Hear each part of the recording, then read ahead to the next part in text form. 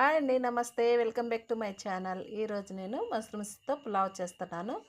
ముందుగా బియ్యం కొంచెం నానబెట్టుకోవాలండి.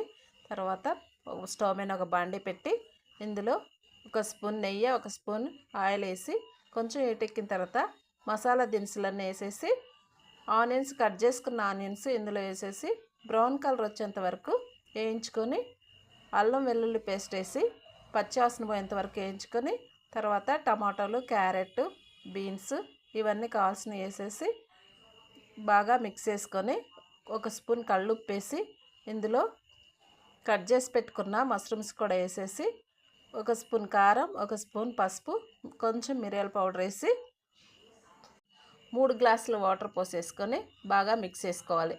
ఇందులో ఉప్పు సరిపోయిందో లేదో చూసుకొని వేసుకోవాలి.